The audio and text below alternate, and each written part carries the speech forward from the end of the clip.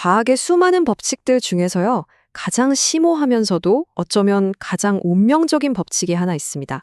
오늘 바로 그 얘기, 연력학 제2법칙에 대해 한번 깊이 들어가 보려고 합니다. 자, 한번 생각해 보세요. 왜 우리는 어제 일은 생생하게 기억하는데 내일은 절대 기억할 수 없을까요? 왜 달걀을 떨어뜨리면 깨지기만 하고 깨진 달걀이 갑자기 합쳐져서 원래대로 돌아가는 건 본 적이 없잖아요? 정말 당연해 보이죠? 그런데 바로 이 질문들 속에 우리 우주의 가장 근본적인 비밀이 숨어 있습니다. 이게 왜 이상하냐면요. 대부분의 물리 법칙들은 시간을 앞으로 돌리나 뒤로 돌리나 똑같이 아주 완벽하게 작동하거든요. 시간 대칭적이라는 거죠. 그런데 우리가 사는 현실은 어떻죠? 절대 뒤로 못 가는 일방통행 도로잖아요. 엎지른 물은 다시 컵으로 돌아오지 않고요. 바로 이 엄청난 모순, 이게 바로 오늘 우리가 파헤쳐볼 미스터리의 핵심입니다. 자, 그럼 이 미스터리를 풀 첫 번째 단서는 어디서 나왔을까요? 놀랍게도요, 무슨 심오한 우주 관측 같은 게 아니었어요. 바로 산업혁명의 한가운데. 그러니까 어떻게 하면 증기기관을 조금이라도 더 효율적으로 만들 수 있을까 하는 아주 현실적인 고민에서 시작됐습니다. 19세기의 프랑스 공학자 사디 카르노가 아주 중요한 걸 깨달았어요. 열에너지로 뭔가 유용한 일을 하려면요, 반드시 필요한 게 있다는 겁니다. 바로 흐름이에요. 뜨거운 곳에서 차가운 곳으로 에너지가 흘러가는 것, 즉 온도 차이가 있어야만 한다는 거죠. 이게 없으면 아무 일도 일어나지 않아요. 이게 정말 혁명적인 생각이었습니다. 왜냐하면 이건 우주의 근본적인 한계가 있다는 뜻이거든요. 다시 말해 어떤 엔진도 100% 효율적일 수는 없다는 겁니다. 열 에너지를 일로 바꿀 때 일부는 무조건 쓸모없는 폐열로 빠져나간다는 거죠. 마치 피할 수 없는 우주의 세금 같은 거예요. 이 핵심 아이디어를 클라우지우스나 켈빈 같은 여러 과학자들이 더 다듬어서 공식으로 만들었어요. 표현은 조금씩 달랐지만 사실 다 똑같은 얘기를 하고 있었던 거죠. 열은 저절로 차가운 데서 뜨거운 데로 안 간다거나 열을 100% 일로 바꾸는 엔진은 불가능하다는 식으로요. 이 모든 말들이 가리키는 건 딱 하나였습니다. 아, 우주에는 뭔가 정해진 방향이 있구나. 자, 이렇게 피할 수 없이 에너지가 퍼져나가고 흩어지고 낭비되는 현상. 이걸 좀 더 체계적으로 설명하고 싶었겠죠. 그래서 클라우지우스가 이 현상에 이름을 붙여줍니다. 바로 엔트로피. 이제부터 이 단어가 우리 이야기의 핵심 열쇠가 될 겁니다. 좋아요. 엔트로피는 항상 증가한다. 에너지는 항상 퍼져나간다. 알겠습니다. 그런데 왜죠? 도대체 왜 항상 그런 방향으로만 일어나는 걸까요? 이 질문에 대한 대답이 나오면서요, 연력학 제2법칙은 절대 어길 수 없는 명령이 아니라 차원이 다른 확률의 문제로 완전히 새롭게 이해되기 시작합니다. 바로 이 지점에서 비운의 천재 물리학자죠, 루트비히 볼츠만이 등장합니다. 볼츠만은 우리가 보는 큰 세상, 그러니까 온도나 압력 같은 거시 상태와 그 세상을 이루고 있는 눈에 보이지 않는 수많은 원자들의 개별적인 움직임, 즉 미시 상태를 연결시키는 기가 막힌 아이디어를 내놓습니다. 한번 상상해 볼까요? 여기 방이 하나 있는데 이 안에 모든 공기 분자들이 저쪽 구석에만 딱 모여 있다고 쳐보죠. 이런 상태를 만들 수 있는 방법, 즉 경우의 수는 몇 가지일까요? 딱 한 가지뿐이에요. 그런데 이 분자들이 방 전체에 골고루 퍼져 있는 상태는요, 와, 그 경우의 수는 정말 셀 수도 없이 거의 천문학적으로 많습니다. 볼츠만은 바로 이 통찰을 아주 단순하지만 강력한 하나의 방정식으로 표현했습니다. 그 유명한 S는 KB, ln, W죠. 이게 무슨 뜻이냐면 엔트로피 S라는 건 결국 어떤 상태가 존재할 수 있는 경우의 수 W가 얼마나 많은지를 나타내는 척도라는 겁니다. 경우의 수가 많을수록, 즉 더 무질서할수록 엔트로피는 높아지는 거죠. 이 공식은 그의 묘비에도 새겨져 있습니다. 자, 그럼 이게 뭘 의미할까요? 깨진 달걀이 저절로 다시 붙는 게 물리학적으로 불가능한 일일까요? 놀랍게도 아니에요. 가능합니다. 다만 그 일이 일어날 확률이 너무너무너무 낮아서 우주가 시작되고 끝날 때까지 기다려도 아마 한 번도 볼 수 없을 거라는 거죠. 그러니까 이건 절대 안 돼 하는 금지의 법칙이 아니라 그럴 확률이 압도적으로 높아 하는 확률의 법칙인 겁니다. 정말 엄청난 차이죠. 하지만 절대가 아니라 확률이 거의 0에 가깝다고 하니까 왠지 허점을 파고들고 싶지 않나요?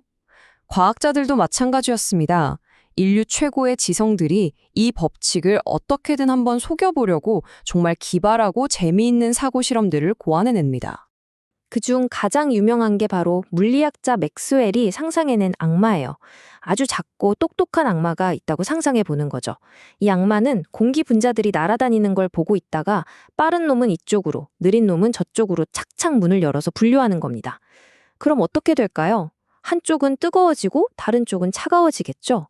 외부에서 에너지를 쓰지도 않았는데 저절로 질서가 생기는 거예요. 와, 이거 연력학 제2법칙을 정면으로 위반하는 거 아닌가요? 이 맥스웰의 악마라는 아이디어는요, 거의 100년 동안 물리학자들을 정말 괴롭혔습니다. 도대체 어디가 잘못된 걸까? 그런데 그 해답이 정말 뜻밖의 곳에서 나왔어요. 바로 정보 이론이라는 새로운 분야에서요. 자, 생각해 보세요. 이 악마가 분자를 분류하려면 뭘 해야 하죠? 날아오는 분자의 속도를 측정하고 그 정보를 기억했다가 문을 열지 말지 판단해야 합니다. 즉, 정보를 처리하는 과정이 반드시 필요해요. 그리고 여기서 결정적인 한 방이 나옵니다. 정보를 기억했으면 다음 분자를 위해 그 기억을 지워야 하잖아요. 그런데 란다우어의 원리에 따르면 1비트의 정보를 지우는 행위는 물리적으로 반드시 열을 발생시키고 그만큼 엔트로피를 증가시킵니다.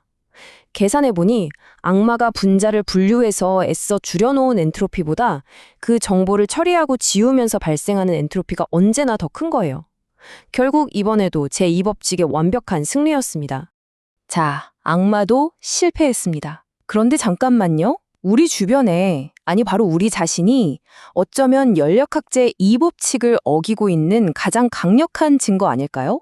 생각해보세요. 생명체라는 건 정말 혼돈과 무질서 속에서 믿을 수 없을 만큼 정교한 질서를 만들어내잖아요. 무질서를 향해 달려가는 우주에서 어떻게 이런 경이로운 일이 가능할까요? 이 위대한 질문에 대해 물리학자 슈레딩거가 아주 명쾌한 답을 제시했습니다. 결론부터 말하면 생명은 제2법칙을 어기는 게 아니라 오히려 아주 영리하게 이용하는 겁니다. 핵심은 이거예요. 생명체는 우주에서 고립된 닫힌 개가 아니라 주변과 끊임없이 에너지를 주고받는 열린 개라는 거죠. 우리는 음식을 통해 질서 정연한, 즉 낮은 엔트로피의 에너지를 섭취합니다. 그리고 그걸로 우리 몸이라는 이 놀라운 질서의 섬을 만들고 유지하죠. 그 대가로 뭘 하느냐? 열이나 이산화탄소 같은 높은 엔트로피의 폐기물을 주변 환경으로 마구 뿜어냅니다. 그러니까 내 몸 안에서는 질서가 증가하지만 내가 속한 우주 전체의 무질서는 내가 만들어낸 질서보다 훨씬 더 크게 증가하는 거예요. 결국 총량은 언제나 증가하는 거죠. 자, 증기의 엔진에서 시작해서 맥스웰의 악마를 거쳐 생명현상까지 이 법칙이 얼마나 강력한지 확인했죠. 그럼 이제 스케일을 최대로 키워볼까요? 이 법칙을 우리 우주 전체에 적용하면 과연 어떤 이야기가 펼쳐질까요? 엔트로피가 계속해서 영원히 증가한다면 우리 우주의 마지막 모습은 과연 어떨까요? 연력학 제2법칙은 말 그대로 우리 우주의 시작부터 끝까지 거대한 한 편의 대서사실을 들려줍니다. 모든 것이 한 점에 응축되어 있던 믿을 수 없을 정도로 질서정연했던 낮은 엔트로피의 상태, 바로 빅뱅에서 이야기는 시작됩니다. 그리고 별이 타오르고 은하가 만들어지고 생명이 탄생하는 지금 우주의 엔트로피는 계속해서 증가하고 있죠. 그리고 먼 미래, 결국 모든 별은 빛을 잃고 모든 것은 흩어져서 우주는 아무런 온도 차이도 없는 거대하고 차가운 암흑의 바다가 될 겁니다. 어떤 변화도 더 이상 일어나지 않는 최종 상태, 이걸 바로 열죽음이라고 부릅니다. 모든 것이 완벽하게 평형을 이룬 이 상태에서는 더 이상 뜨거운 곳도 차가운 곳도 없으니 에너지의 흐름도 없겠죠. 유용한 일도 할 수 없고요. 어쩌면 어제와 오늘을 구분할 수 있는 변화 자체가 사라지기 때문에 시간의 화살은 더 이상 가리킬 방향을 잃고 멈춰버릴지도 모릅니다. 그런데 바로 이 지점에서 우리는 현대 물리학이 마주한 가장 거대한 미스터리와 맞닥뜨리게 됩니다. 좋아요. 제2법칙 덕분에 우주가 어디로 가고 있는지는 알겠습니다.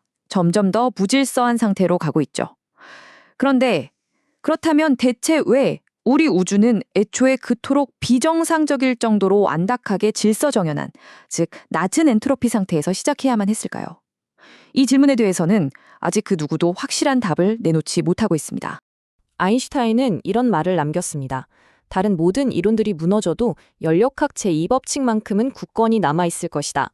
이 법칙은 단순히 엔진의 효율에 대한 이야기가 아닙니다. 이것은 변화 그 자체에 대한 법칙이고 우주 진화의 방향을 결정하며 우리가 시간이라고 부르는 이 불가사의한 흐름, 즉 시간의 화살의 정체를 알려주는 가장 근본적인 실마리일지도 모릅니다.